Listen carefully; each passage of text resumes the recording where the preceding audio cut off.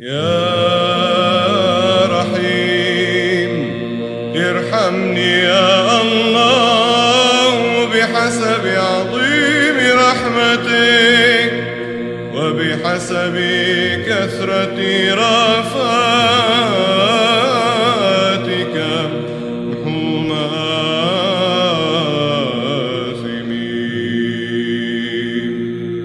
Dan topiknya adalah Nabi Palsu dan Kitab dari Langit. Nanti akan dipaparkan lebih dahulu ya materi diskusi kita di malam hari ini oleh saudara kita dalam Kristus, yaitu Benedictus Ictus. Adapun yang melive-kannya tentu WFM channel ya, WFM Apologetics, juga Malikil Amalak channel, Binilin 7 channel, Al Hayat Indonesia channel, Ferdinand Wardana channel, Bram Manaha channel, Sang Penggugat channel, dan juga tentunya channel YouTube-nya Benedictus Ictus. Baik, sebelum nanti saudara kita akan menyampaikan materi diskusinya, mari kita bersatu dalam doa terlebih dahulu. Bapa kami yang di surga, malam hari ini kami mau beracara dalam diskusi. Semoga acara ini menjadi berkat bagi yang lain yang dapat mengetahui bagaimana itu kategori, ciri-ciri nabi palsu, dan apa itu kitab dari langit. Ya Bapa di surga, dengan pertolongan Roh Kudus-Mu juga, kiranya acara ini dapat berlangsung dengan lancar dari awal, pertengahan, hingga akhirnya. Berkatilah juga channel-channel yang melive-kan pada malam hari ini, supaya dalam koneksi internet yang kuat, sehingga mampu menyiarkan secara langsung. Tak lupa juga kami minta tuntunan pimpinan dan bimbingan-Mu. Engkau juga menyertai saudara kami Benedictus Ictus, berikanlah kepadanya roh kebijaksanaan dan hikmat, sehingga cakap menyampaikan materi diskusi di malam hari ini. Terima kasih ya Bapa di surga, kami telah berdoa dan mengucapkan syukur di dalam nama Putra-Mu, Kristus Yesus, yang adalah Tuhan dan Juru Selamat kami yang hidup. Yang percaya katakan amin. Amin. Amin. Amin. Ya, waktunya kami serahkan kepada Benedictus Ictus untuk menyampaikan materi diskusi kita. Dipersilakan. Oke, terima kasih Pak Kodek dan teman-teman dari WFM. Besar maaf, Via Ben, Via Ruahu Kedes, Ha Elohim Ehad. Udah kayak berita wahyu, oke. Ya, Shalom Aleichem, Besar Mama Syah, udah lama nggak berjumpa. Maaf ya, saya suka di kantor banyak kerjaan, jadi beberapa waktu lalu tertarik gitu ketika membahas soal nabi palsu, dan ternyata hari ini kita mau bahas soal nabi palsu dan kitab dari langit. Waduh, apa sih nabi palsu dan apa sih kitab dari langit? Yuk kita lihat aja. Nah, pertama, mari kita baca dulu satu ayat bagus banget dari Matius 7 ayat 15 sampai 17. Saya bacain buat teman-teman. Waspadalah terhadap nabi-nabi palsu yang datang kepadamu dengan menyamar seperti domba. Tetapi sesungguhnya mereka adalah serigala yang buas. Dari buahnya lah kamu akan mengenal mereka. Dapatkah orang memetik buah anggur dari semak duri atau buah ara dari rumput duri? Demikianlah setiap pohon yang baik menghasilkan buah yang baik, sedangkan pohon yang tidak baik menghasilkan buah yang tidak baik. Oke, dari ayat ini kita diperintahkan atau dikasih tahu sebuah apa namanya, sebuah saran masukan satu dorongan untuk berhati-hati terhadap nabi-nabi palsu. Jadi nabi-nabi yang nanti datang itu akan menyamar seperti domba, seperti orang-orang Kristen mungkin awalnya, seperti orang yang percaya Yesus mungkin, seperti orang yang alim, yang soleh, yang baik mungkin. Tapi ternyata tidak. Jadi akan ada yang seperti itu. Tidak hanya masa lalu, mungkin akan ada hamba yang seolah-olah dia hamba Tuhan. Ada banyak lah bisa, ya kan? Soal dia baik, tapi ternyata dia menyesatkan, bisa jadi. Nah, Tapi karena kita akan bahas nabi palsu yang kitab dari langit, apakah dia bawa kitab dari langit? Belum tentu juga. Kita lihat. Nah, sebelumnya, di live yang terakhir bersama Benedictus Istus, itu saya sudah tambahin di kolom deskripsi ajaran Dusta Paulus, di mana data-data yang saya ambil di mana, jadi teman-teman bisa lihat, bisa cek linknya, bisa sama-sama cek apa itu diatribe, apa itu bisa lihat langsung, jadi sama-sama bisa belajar. Di mana saya belajar, teman-teman juga bisa ikut belajar. Oke. Nah, pertama, sebelum kita ngomongin nabi palsu dan kitab dari langit, kita harus tahu definisi nabi itu apa. Nah, permasalahannya adalah teman-teman, ada satu golongan teman-teman yang mendefinisikan nabi itu adalah orang yang mendapat wahyu namun tidak wajib menyampaikannya. Nah, kalau kita mau bahas nabi palsu sini, kita udah pakai ayat, berarti nabi palsu menurut Alkitab dong. Berarti pemahaman ini harus kita buang dulu. Nabi itu bukan orang yang mendapat wahyu namun tidak wajib menyampaikannya, bukan. Nabi yang kita maksud di sini adalah Nevi, atau a spokesman atau speaker, atau gampangnya adalah juru bicaranya Allah, juru bicara Tuhan. Diambil dari bible.com/Hebrew/strong numbernya 5030. Ya, jadi nabi yang kita maksud adalah semua orang yang menjadi juru bicaranya Tuhan. Jadi kalau ada dalam tanda kutip ya, ada orang misalnya pendeta-pendeta itu kalau bilang Tuhan berfirman, nah itu ini ceritanya nabi dia. Cuman apakah nabi benar atau nabi palsu, kita cek. Ya, jadi pengertian nabi itu bukan orang yang mendapat wahyu namun tidak wajib menyampaikan, tapi nabi dalam bahasa Ibrani. Artinya orang yang menyampaikan firman Allah lah gampangnya. Oke. Nah, sebelum jauh saya mau kasih contoh begini. Misalnya saya punya sebuah kitab namanya Injil Sunda Empire. Dalam kitab Injil Sunda Empire itu ada begini. Injil Sunda Empire 2 ayat 17. Dan katakanlah dalam kurung kepada orang-orang Sunda bahwa kamu dalam kurung Rangga telah mendapat wangsit, yaitu untuk mengembalikan tatanan dunia seperti yang telah Tuhanmu tetapkan. Nah, lebih lanjut, Injil Sunda Empire 2 ayat 18, juga kitab dalam kurung undang-undang kami turunkan untuk menjadi pedoman. Oke, ini. Nah, berikutnya misalnya ada lagi kitab kumpulan perkataan Lord Rangga nomor S1046. Aku mendengar dari Lord bahwa wangsit yang beliau terima disampaikan melalui malaikat dalam bentuk undang-undang yang mengikat seluruh dunia. Nah, misalnya saya orang yang mengatakan hal tersebut.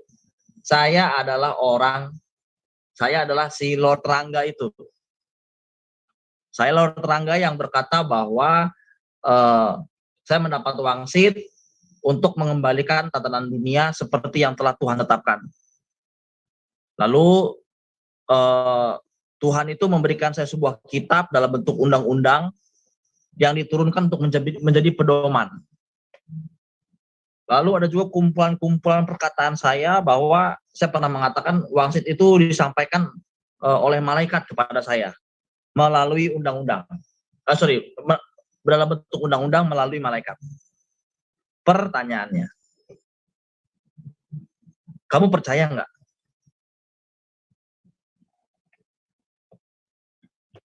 Jawabannya pasti enggak.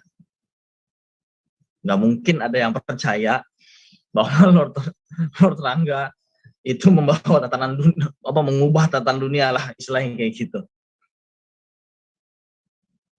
Pertanyaannya, kenapa kamu nggak percaya?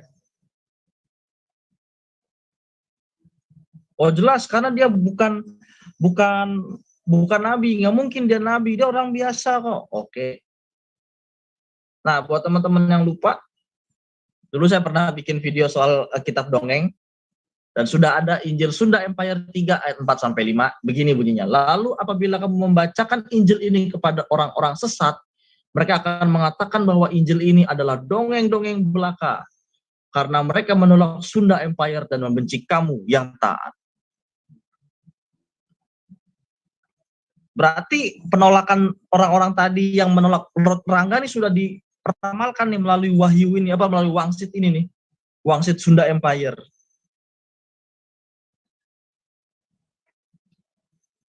Nah, jadi kamu percaya nggak? Kan sudah ada tuh Injil Sunda Empire, lalu ada kumpulan perkataan Lord Rangga. Waktu kamu nggak percaya, ternyata di video sebelumnya saya juga sudah ngomong bahwa kamu nggak akan percaya kalau Injil ini turun ke kamu gitu. Terus teman-teman percaya? Tetap enggak. Oke. Nah, sekarang bayangkan. Tadi saya sudah kasih contoh satu perumpamaan singkat bahwa ketika misalnya saya jadi Lord Rangga, saya mengatakan bahwa saya dapat wangsit, lalu ada Injilnya, Injil Sunda Empire, mengatakan bahwa saya ini mendapat wangsit untuk mengembalikan tatanan dunia.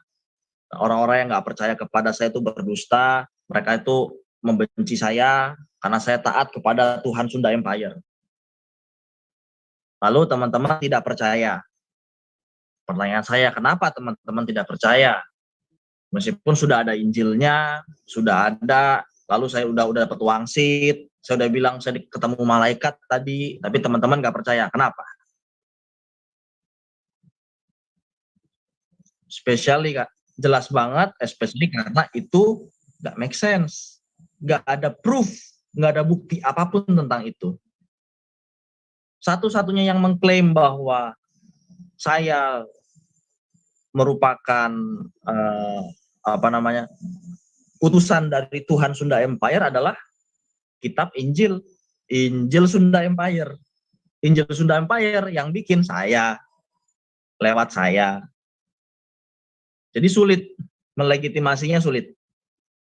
Nah, sekarang saya mau teman-teman bantu saya bayangkan bahwa ada orang yang mengaku nabi, mendapat wahyu atau ilham dari Tuhan, ilhamnya disampaikan melalui perantara malaikat, lalu dia menolak sebagian kitab Kristen, dia membawa ajaran baru.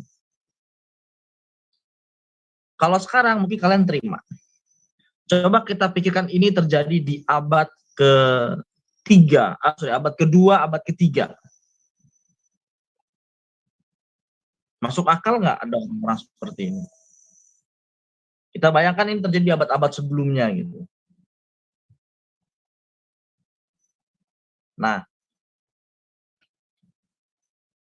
jadi kalau ada orang ngaku nabi, mendapat wahyu atau ilmu dari Tuhan disampaikan melalui perantara malaikat, menolak sebagai itu membawa ajaran baru, ya of course nggak masuk akal, pasti akan ditolak oleh orang-orang Kristen.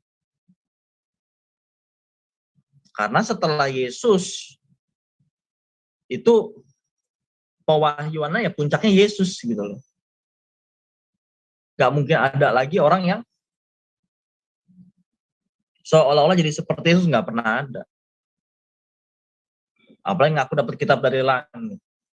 Nah, siapa? Pertanyaannya kan jadi siapa orang yang ngaku nabi, mendapat wahyu atau ilham dari Tuhan, disampaikan melalui perantara malaikat, menolak sebagian kitab Kristen, dan membawa ajaran yang baru? Hayo siapa? Ya, betul. Dia adalah El-Ka Said. Padahal kalian mikir yang lain kan? Ya, jadi sebelum yang kalian pikirkan itu begitu, sudah ada El-Ka Said. El-Ka Said ini apa? Jadi El-Ka Said ditulis dalam buku Bapak-Bapak Gereja, Hippolytus, dalam Refutation of All Heresies, chapter ke-8, dikatakan begini, the doctrine of this Callistus, having been noised about throughout the entire world. Lalu saya terjemahin gampang. Lalu ada satu orang yang di apa namanya dipanggil, atau dia punya namanya Alcibiades. Alcibiades. Dia ada di Apamea, sebuah sebuah kota dari Syria. Nah, dia itu dalam perjalanan ke Roma dari Syria, atau Syria itu bahasa sekarangnya itu adalah Suriah. Dari Suriah itu ke Roma. Kelihatan dia punya usaha bisnis, tapi dia sambil membawa sebuah buku. Buku itu disebut The Book of El-Kasai.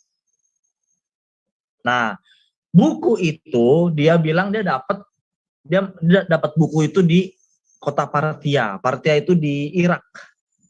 Di dalam perjalanan dia lewat Irak, dia dapat sebuah buku. Buku itu dikasih oleh malaikat. Nah, lebih jauh masih dalam bukunya Hippolytus dikatakan. Jadi buku itu dikasih ke dia oleh seorang malaikat yang tingginya tuh 96 mil. Terus jarak dari bahu ke bahunya itu kurang lebih 24 mil. Tinggi banget. Terus dia juga punya semacam saudara perempuan.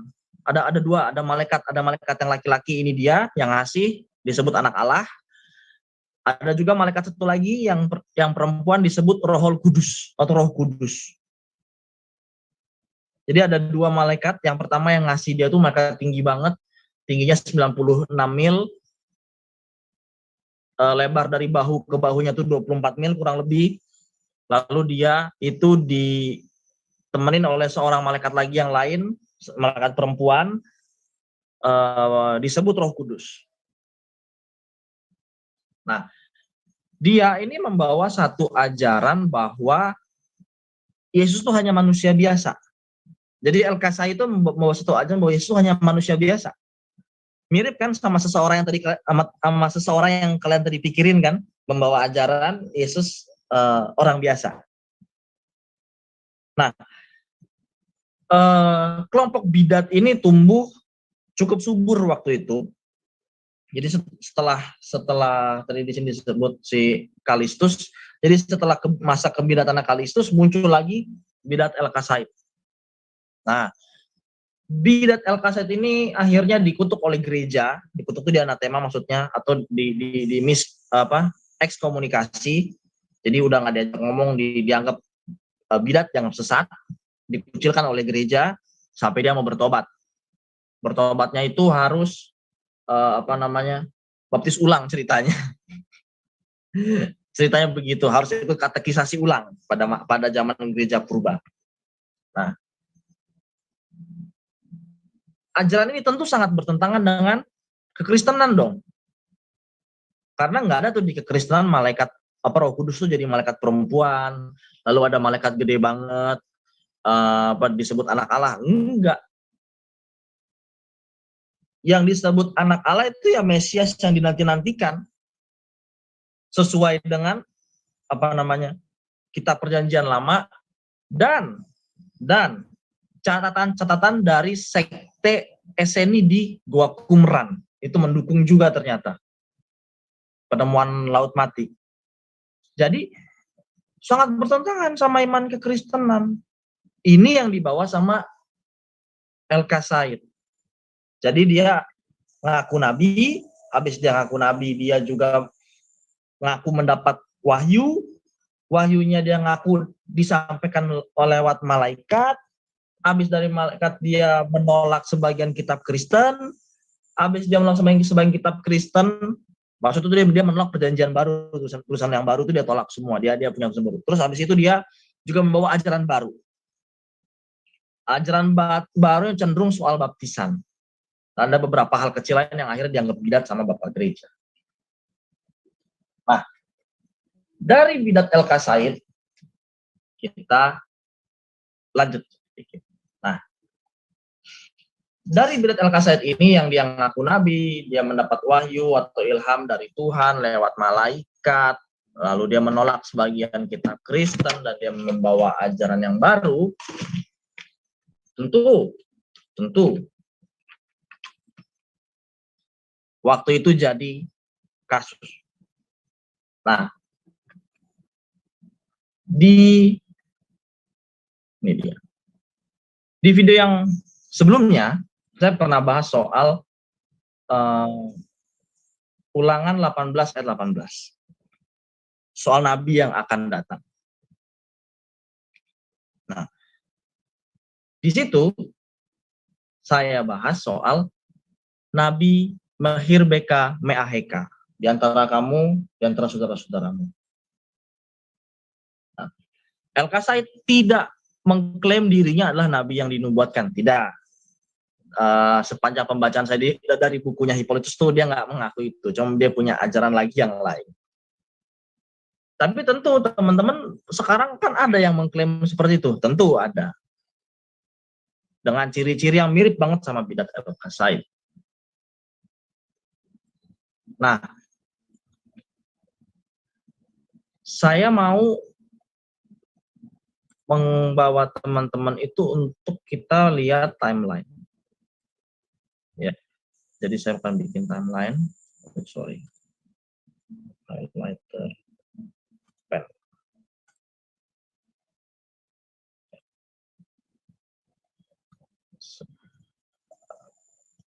Nih. Ini adalah kenaikan Yesus. Ini adalah kenaikan Yesus kurang lebih tahun 38 Masehi, kurang lebih tahun 38 Masehi lah. Ini kurang lebih abad ke-7. 7 century. Nah, di tengah-tengah inilah banyak bidat. Bidat El-Qasaid muncul kurang lebih di sini. Dia dicatat oleh bukunya Hippolytus itu tahun 180 sampai tahun 200-an. Kurang lebih sini sampai sini. Berarti ini ada bidat El-Qasaid di sini. Selain bidat El-Qasaid, saya juga pernah bahas ada buku yang menentang bahwa Yesus itu adalah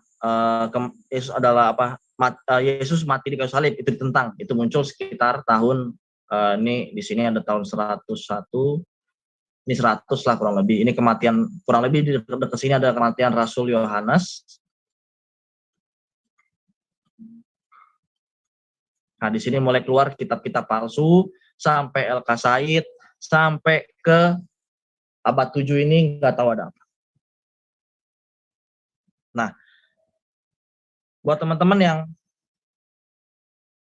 Muslim, saya mau ajak mikir begini. Mengapa ketika di abad 7 ini ada seorang yang tidak terlalu muda mengaku mendapat wahyu, mengaku nabi, mendapat wahyu dari Allah, dari Tuhan, lalu dia mengatakan wahyu tersebut dikirim oleh malaikat, dan wahyu lalu dia menolak sebagian kitab-kitab Kristen, lalu dia membawa ajaran yang baru, ditolak oleh gereja, ditolak oleh orang-orang Kristen, karena sebelum Bapak itu melakukan hal yang demikian, El-Qasaid sudah lakukan hal demikian di sini. El-Qasaid sudah lakukan hal itu. Ya. Jadi ide nabi palsu dan kitab turun dari langit itu bukan teman-teman yang pertama. Sorry ya mengatakan itu. Karena buat orang Kristen ya Islam itu of course berdasarkan bukunya John of Damascus ya dia nabi palsu. Berdasarkan buku John of Damascus dia nabi palsu. Mengapa? Karena sudah ada sebelumnya yang seperti itu. Sudah ada yang membawa kitab yang turun dari langit, punya pengikut banyak, tapi akhirnya bidat. Sudah banyak. Dan itu kebanyakan bidat-bidat sebelum Konsili Nikea. Bidat sebelum 325. Jadi ketika yang 7 ini muncul lagi kita udah nggak heran, udah pasti tolak. Makanya jangan heran dalam buku beberapa gereja kuno itu teman-teman ada disebut kaum sesat, Saracen, bidat ke-101. Karena sudah ada yang demikian. Jadi ide itu bukan ide yang pertama.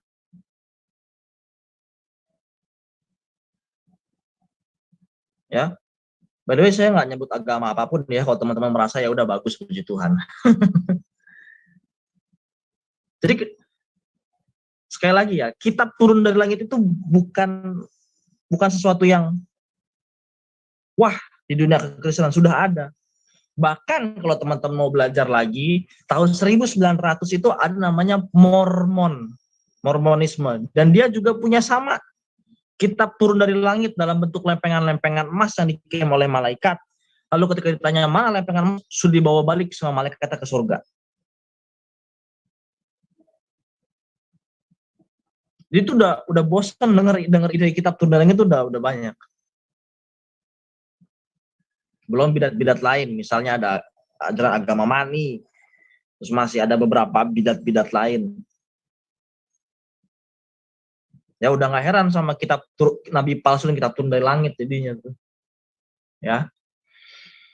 Nah, jadi tadi kita udah bahas itu, sekarang kita tarik balik ya, bahas soal ulangan. Ulangan 18 tadi itu mengatakan bahwa ada oknum tertentu yang mengatakan bahwa ulangan 18 itu untuk nabinya mereka. Tapi mereka tuh lupa sebetulnya. Dalam ulangan 18 ayat 20-22, itu persis 2 ayat di bawahnya. Memberi ciri-ciri nabi yang bukan nabi yang dijanjikan. Paham nggak? Jadi ulangan 18 mengatakan ada nabi yang dijanjikan. Ulangan 18-20-22 itu mengatakan ciri-ciri nabi yang bukan nabi yang dijanjikan. Kita baca ya. Tetapi seorang nabi yang terlalu berani untuk mengucapkan demi namaku, demi nama Allahnya Tuhan orang Israel, demi Allah Abraham, Ishak dan Yakub. Kalau dia berani mengatakan demi itu, perkataan yang tidak kuperintahkan untuk dikatakan olehnya, atau yang berkata demi nama Allah lain, demi nama dewa bulan, demi nama dewa-dewa yang nggak jelas, demi dewa tanah ini, ya. Atau demi dewa negeri ini, ya itu juga kan. Nabi itu harus mati.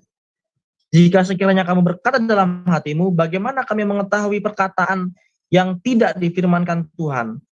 Apabila seorang nabi berkata demi nama Tuhan yang tidak dan perkataan itu tidak terjadi dan tidak sampai, maka itulah perkataan yang tidak difirmankan Tuhan.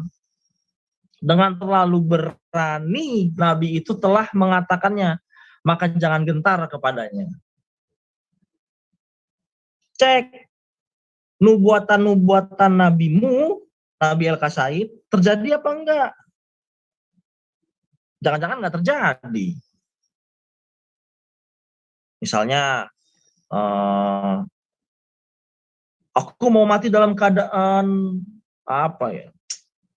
Membela agama, misalnya, membela agama Tuhan, saya akan mati dalam keadaan demikian, tapi enggak, matinya karena sakit, kena racun. Oh beda, itu bukan. Pasti itu bukan. Kalau dia menubuatkan dia akan mati ketika membela agamanya Tuhan, lalu dia mati karena sakit, sakitnya juga kena racun, itu bukan dong. Ya. Terus selain itu juga dalam Yeremia 23 ayat 15-17. Sebab itu beginilah firman Tuhan semesta alam. Mengenai para nabi itu, sesungguhnya aku akan memberi mereka makan ipuh dan minum racun. Sebab dari para nabi Yerusalem telah meluas kefasikan ke seluruh negeri. Beginilah firman Tuhan semesta alam. Janganlah dengarkan perkataan para nabi yang bernubuat kepada kamu. Mereka hanya memberi harapan yang sia-sia kepadamu dan hanya mengungkapkan penglihatan rekaan hatinya sendiri, bukan apa yang datang dari mulut Tuhan. Mereka selalu berkata kepada orang yang menista firman Tuhan, kamu akan selamat. Dan kepada setiap orang yang mengikuti kedegilan hatinya, mereka akan berkata, malapetaka tidak akan menimpa kamu. Maksudnya apa? Nabi palsu ini akan mengatakan kita boleh untuk apa istilahnya melanggar firman Tuhan lah gampangnya. Firman yang sudah ada dilanggar dan dia bilang boleh. Misalnya dalam hukum Taurat dikatakan kita nggak boleh mencuri, tapi dia sama gerombolannya ngejarah orang. Nah itu kan PR nggak itu? Terus apa namanya? Jangan berzina. Oh kita berzina nggak boleh. Kita nggak boleh berzina dalam bentuk apapun, tidak boleh berzina. Yesus malah mengatakan kalau kita lihat satu perempuan lalu syahwatnya tergerak lah gampangnya, itu kita udah berzina. Tapi si nabi palsu ini mengatakan kita bebas menggauli perempuan yang kita tangkap menjadi tawanan. Nah misalnya begitu. Berarti bukan. Berarti dia palsu berdasarkan nats ini. Bukan nabi yang dari Tuhan. Yang lain mungkin iya, bukan dari Tuhan lah. Mungkin nabi dari mana kek. Jelas firmannya. Jadi geng LK Said itu palsu lah. Ya. Dia mengatakan orang yang menista firman Tuhan kamu akan selamat. Yang mengejek Taurat Musa, Jabur, lalu mengejek Injil, diejek dengan cara seperti apa? Ya bisa bilang apa isinya nggak relevan lah, dibilang palsu lah, padahal itu asli. Oh, udah diejek itu kan sebetulnya. Nah yang kayak gitu tuh ngaco. Nah jadi setelah dilihat, berarti nabi palsu dan kitab dari langit itu sudah ada lama banget dari abad kedua. Ya, jadi nggak heran orang Kristen ketemu orang Kristen tuh ketemu, oh ini nabi nih, dia punya kitab dari langit nih, oh sudah tidak heran. Ya, jadi, nah sebelum saya tutup, saya mau tanya sama teman-teman.